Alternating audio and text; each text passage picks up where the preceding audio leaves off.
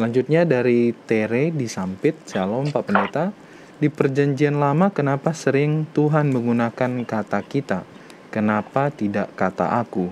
Seperti dalam Kejadian 1 ayat 26, berfirmanlah Allah, baiklah kita menjadikan manusia menurut gambar dan rupa kita, supaya mereka berkuasa atas ikan-ikan di laut dan burung-burung di udara, dan atas ternak dan atas seluruh bumi, dan atas segala binatang melata yang merayap di bumi. Kemudian di dalam Kejadian 3:22, berfirmanlah Tuhan Allah, sesungguhnya manusia itu telah menjadi seperti salah satu dari kita, tahu tentang yang baik dan yang jahat. Maka sekarang jangan sampai ia mengulurkan tangannya dan mengambil pula dari buah pohon kehidupan itu dan memakannya, sehingga ia hidup untuk selama-lamanya. Dan banyak lagi, mohon penjelasannya Pak, karena saya baru mulai baca Alkitab. Silakan Pendeta. Terima kasih banyak, pertanyaan yang sangat baik sekali. Coba kita lihat kembali dalam Kejadian pasal 1, tadi yang dibacakan ayat yang ke-26 ya? Iya, 26. Terima kasih. Coba kita baca ayat yang ke-26 yang berkata, berfirmanlah Allah. Itu menurut tata bahasanya, kata berfirman itu adalah kata kerja bentuk orang ketiga tunggal. Jadi Allah di situ walaupun menggunakan kata Elohim, di mana kata Elohim ini adalah bentuk jamak dari kata El atau Elhoi, bukan berarti kata Elohim artinya ada banyak Allah, tidak. Ya, tetapi Allah kita itu digambarkan sebagai berikut. Kita coba lihat di pasal 1 kitab Kejadian ayat 26 dan ayat yang ke-27. Dalam ayat yang ke-26, berfirmanlah Allah. Uniknya, Allah di sini, Elohim, adalah dalam bentuk jamak, tetapi berfirmanlah itu adalah kata kerja menggunakan bentuk orang ketiga tunggal. Jadi nggak matching dong, seharusnya kata benda orang ketiga tunggal itulah yang harus disandingkan dengan kata kerja, seharusnya kata kerja orang ketiga tunggal itu harus disandingkan dengan kata benda yang tunggal.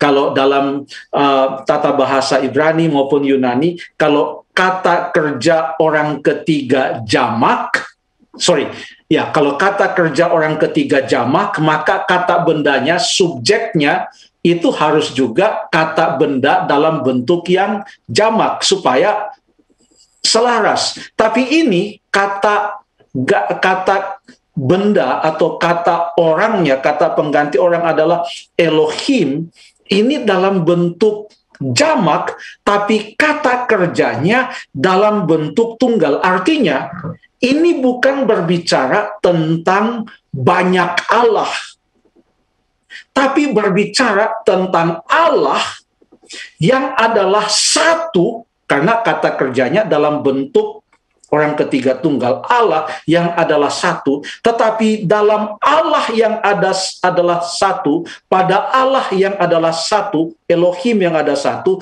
ada unsur jamaknya. Dalam hal apa ada unsur jamaknya? Coba kita lihat di dalam ayat yang ke-26, kita baca selanjutnya. Baiklah kita menjadikan manusia menurut gambar dan rupa kita, supaya mereka berkuasa atas ikan-ikan di laut dan burung-burung di udara, dan selanjutnya.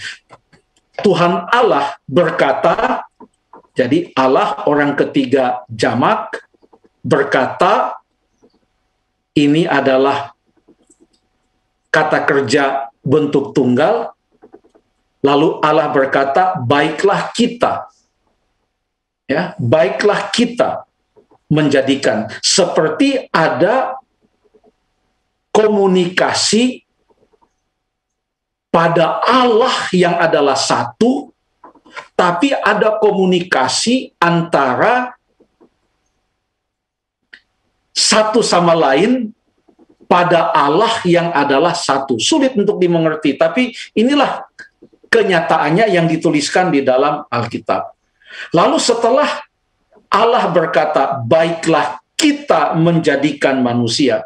Kira-kira kalau konsep Allah itu adalah banyak, kalau kita mengikuti konsep Allah itu banyak, maka seharusnya ayat yang ke-27 itu seharusnya berbunyi, maka mereka menciptakan manusia itu menurut gambar mereka.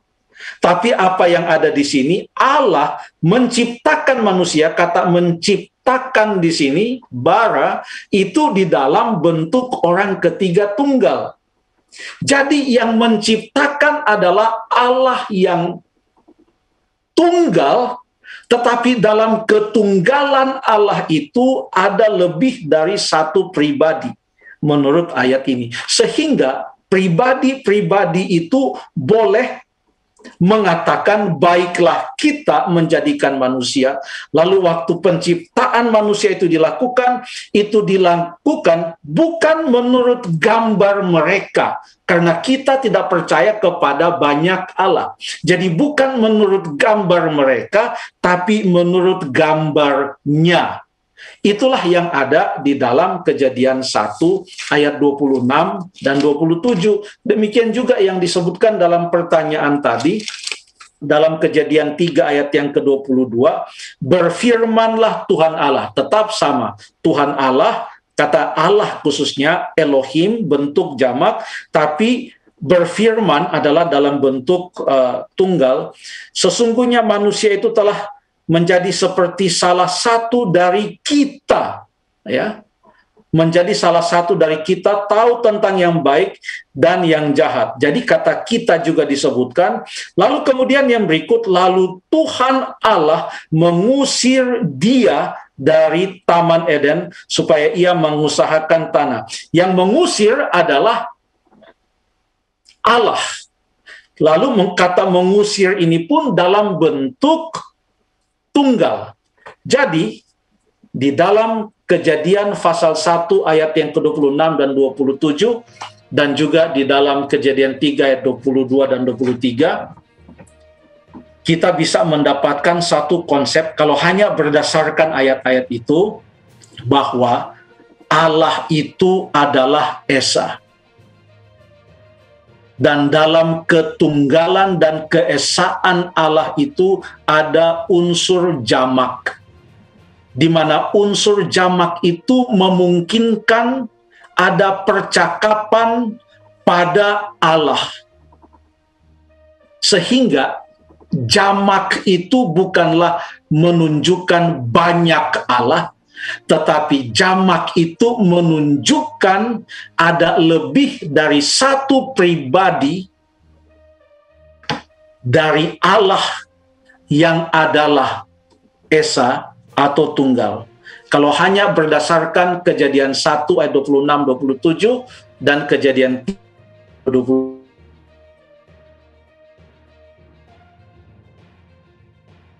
ilah Trinitas di sini, tapi hanya membahas kira-kira apa yang dimaksudkan di dalam Kejadian 1 dan Kejadian 3 tadi. Terima kasih.